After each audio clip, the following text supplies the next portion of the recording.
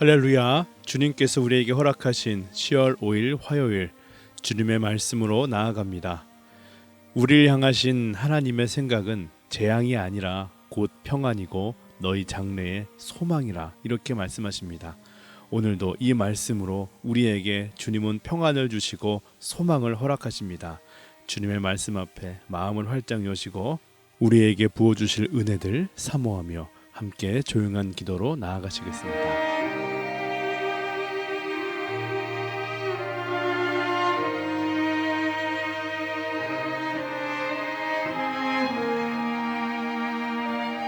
아멘. 오늘 우리에게 주시는 하나님의 말씀은 욥기서 3장 1절에서 10절 말씀입니다. 그 후에 욥이 입을 열어 자기의 생일을 저주하니라. 욥이 입을 열어 이르되 내가 낱날이 멸망하였더라면 사내 아이를 베었다 하던 그 밤도 그러하였더라면 그날이 캄캄하였더라면 하나님이 위에서 돌아보지 않으셨더라면 빛도 그날을 비추지 않았더라면 어둠과 죽음의 그늘이 그날을 자기의 것이라 주장하였더라면 구름이 그 위에 덮였더라면 흑암이 그날을 덮었더라면 그 밤이 캄캄한 어둠에 잡혔더라면 해의 날수와 달의 수에 들지 않았더라면 그 밤에 자식을 배지 못하였더라면 그 밤에 즐거운 소리가 나지 않았더라면 나를 저주하는 자들 곧 리워야단을 격동시키기에 익숙한 자들이 그 밤을 저주하였더라면 그 밤에 새벽별들이 어두워졌더라면 그 밤이 광명을 발할지라도 얻지 못하며 동틈을 보지 못하였더라면 좋았을 것을. 이는 내 모태의 문을 닫지 아니하여 내 눈으로 환난을 보게 하였음이로구나. 아멘. 이 말씀은 살아계신 하나님의 말씀입니다. 사탄은 하나님께 나아가 참소하기를 당대의 의인 욥이 가진 그 믿음의 근거가 하나님께서 그와 그의 집과 그가 가진 모든 것을 울타리로 감싸주시고 그가 하는 일이면 무엇에나 복을 주셔서 그의 소유를 온 땅에 넘치게 하셨기 때문이라 이렇게 집요하게 참소하여 욥이 아무 바라는 것 없이 하나님을 경외할 리 있겠습니까? 결국 하나님은 이 믿음의 테스트를 허락하십니다. 그래서 욥의 모든 재산과 종과 자녀들을 거두었을 뿐 아니라 어제 본문에서 보았던 것처럼 그의 전신에 종기를 있게 하셔서 그를 고통 가운데 두시는 것을 보게 됩니다. 그의 아내는 하나님과 욥을 저주하였지만 욥의 친구들은 그와 함께 있으며 욥을 위로하였습니다. 오늘 본문은 친구들 앞에서 결국 고통으로 상한 그 마음의 응어리들을 욥이 하소연하고 탄식하는 모습을 기록하고 있습니다. 이 고통이 얼마나 힘들었는지 욥은 스스로의 존재를 부정하기까지 합니다. 내가 아예 세상에 태어나지 않았어야 했는데 그래야 이러한 고난도 당하지 않았을 텐데 이러한 호소인 것이죠. 1절을 보면 그 후에 욥이 입을 열어 자기의 생일을 저주하니라. 당시의 시대는 지금과 달라서 남아 선호 사상이 강했던 시대입니다. 그러나 태중의 아이가 남자인지 여자인지 미리 알 수는 없었죠.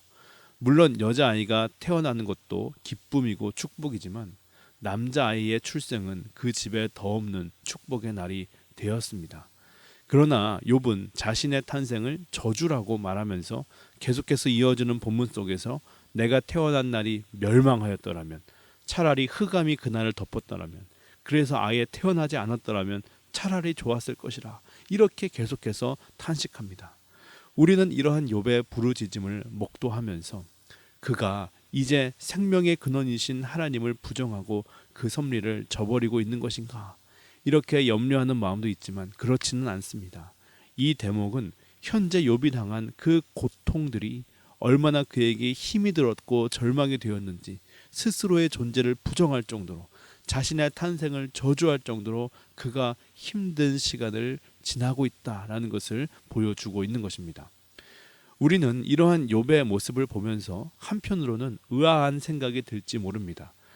그래도 끝까지 믿음 지켰다고 하는 욥이, 그래도 하나님 앞에 신실하다는 평가를 받았던 욥이 이렇게 약하고 무너지는 반응을 보이는가? 그러나 이런 정반대의 마음도 있지 않습니까? 만약 욥이 그 모든 고통, 모든 재산이 약탈당하고 불에 타고 자녀들이 죽고 아내가 조롱하는 상황 속에서도 오히려 마음을 평정하게 유지하면서 나 그래도 괜찮다, 아무렇지도 않다고 너무 걱정하지 말라고 오히려 친구들을 위로했다고 하면 그것을 보는 우리에게 좌절감이 들지 않겠어요? 저렇게 사는 것이 의인의 삶이구나. 저렇게 사는 것이 하나님께 칭찬받는 삶이구나. 그런데 우리의 모습과는 너무 다르잖아요. 너무 이질감이 있잖아요. 그런데 오늘 본문 속에서 보여지는 욥의 모습, 친구들 앞에서 그의 모든 마음을 토로하며 슬픔을 표현하는 욥의 모습이 그래서 오히려 친근하기도 하고 오히려 은혜가 되기도 합니다. 욥의 모습에서 우리의 모습을 발견할 수 있기 때문입니다. 얼마 전에 안타까운 전화를 받게 되었습니다. 교회 근처에 사는 청년인데 아버지가 심장 문제로 오래 고생하시다가 병원에서 할 수 있는 것이 없어서 결국 집으로 아버지를 모셔와 돌보기를 결정하고 아버지를 몇 달 동안 케어했는데 조금 전 소천하였다고 목사님 오셔서 기도 좀 해달라고 그렇게 부탁하는 전화였습니다. 저도 그 상황을 알고 있었지만 급작스러운 소식에 놀랐고 그 집으로 향했습니다. 이미 그 집에는 경찰과 병원 관계자들이 도착해서 마지막 심폐소생술을 하고 있었지만 이미 숨을 거둔 뒤였습니다. 이 청년은 행정 처리를 하느냐고 정신이 없었고 함께 사는 어머니는 깊은 시름에 앉아 의자에 겨우 걸터 앉아 계셨습니다. 상황이 조금 정리되고 함께 기도를 하자고 요청했습니다. 그러면서 주님의 위로와 돌보심을 구했는데 기도가 끝나고 곧이어서 어머님의 지인들이 소식을 듣고 도착했습니다. 남편을 먼저 떠나보낸 이 어머니, 그래도 잘 참고 계셨는데 지인들을 보자마자 끌어안고 오열을 하시는데 그 상황에서 저도 함께 울면서 마음이 참 아팠습니다. 오늘 말씀을 준비하면서 어려움 당한 욥의 소식을 듣고 멀리부터 달려온 친구들, 그리고 그 앞에서 자신의 존재마저 부정하며 탄식하는 욥의 모습을 묵상하는데 이 청년의 일이 오버랩 되었습니다. 한국에서 있었던 일입니다. 제가 한 장례식에 참석했었는데 돌아가신 분이 장로님이셨고 아내분은 권사님이셨습니다. 그런데 이 권사님께서 남편을 너무 사랑하셨고 작별의 준비를 다 하기 전에 먼저 소천하셨기 때문에 장례 예배 내내 우시고 또 마지막에는 서 있을 수도 없이 오열하셨던 것입니다. 그런데 친한 권사님이 그분에게 이렇게 말하는 것입니다. 위로했던 것이죠. 권사님, 이제 좀 진정하시라고, 이제 마음을 조금 추스리시라고. 그런데 말이죠, 그분이 뒤에 이런 말을 붙입니다. 믿는 사람이 믿음 없게 왜 이렇게 슬프게 우냐, 이렇게 얘기합니다. 그 말이 오랫동안 제 가슴에 남았습니다. 우리는 하나님을 믿는 믿음의 사람들이지만 하나님이 창조하신 인간입니다. 하나님을 우리가 닮기 원하지만 하나님처럼 될 수는 없는 존재들이죠. 그러기에 우리는 연약하고 한계가 있습니다.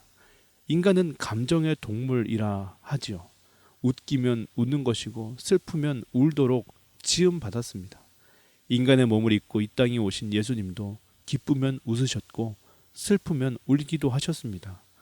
예수님도 십자가 앞에 두려움이 있었습니다.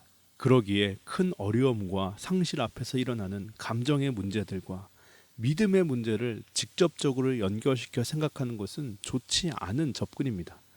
인간에게 감정은 자연스러운 반응입니다.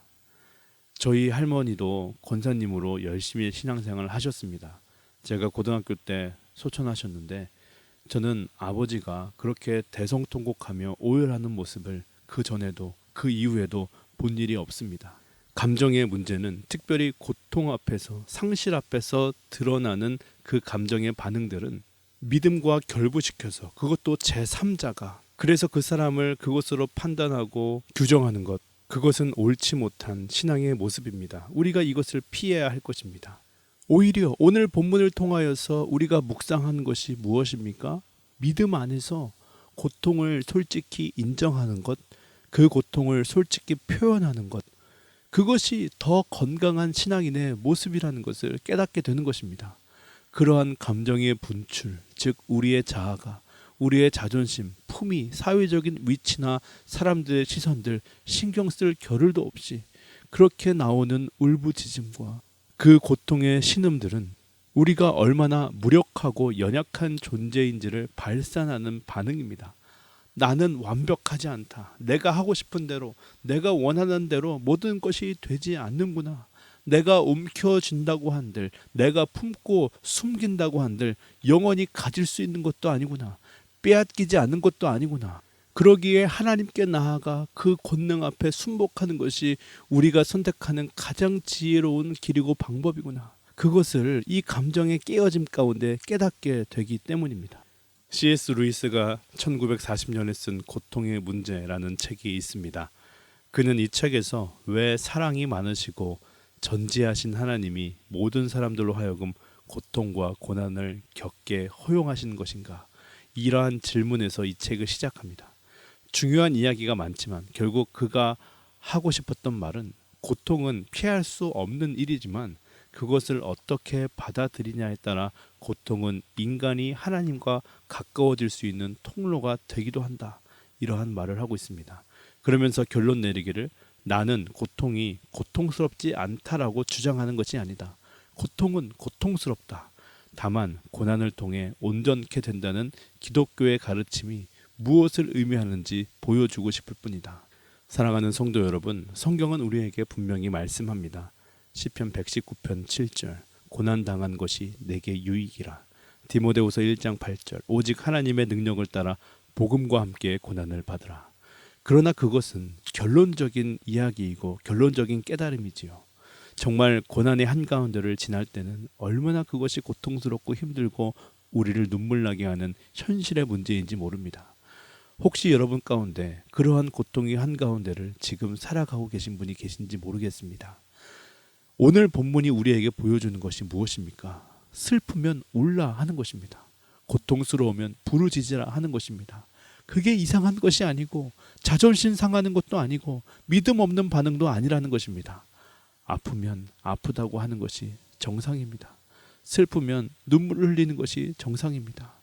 그리고 사는 것은 원래 아픈 것입니다. 그러나 우리가 겪는 아픔의 그 크기와 상관없이 또 변함없는 사실은 하나님은 언제나 우리와 함께 하신다. 오히려 어둠 속에서 하늘의 별은 더 잘 보이는 것이고 무너지는 경험을 통해 우리의 심령이 낮아지고 비워지게 될 때 하나님은 비로소 그 빈 마음에 하나님의 것을 채우기 시작하는 것입니다. C.S. 루이스 목사님의 말씀처럼 그러므로 중요한 것은 왜 이 고통이 나에게만 왔는가? 왜 나만 이 어려움 겪게 되는가? 원망하고 불평하는 것. 그러나 그곳에는 답이 없습니다. 능력도 없습니다. 진정한 능력은 주신 이도 하나님이시고 거두는 자도 하나님이시다.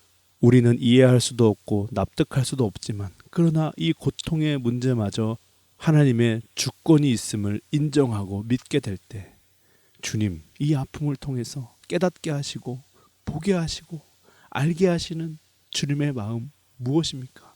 그러기에 이 고통을 믿음 안에서 어떻게 바라보고 어떻게 해석하고 어떻게 반응하는가, 바로 여기에 신앙의 성숙이 있고 삶의 변화가 있으며 거룩의 능력이 바로 여기에서 나타나게 되는 줄 믿으시길 바랍니다.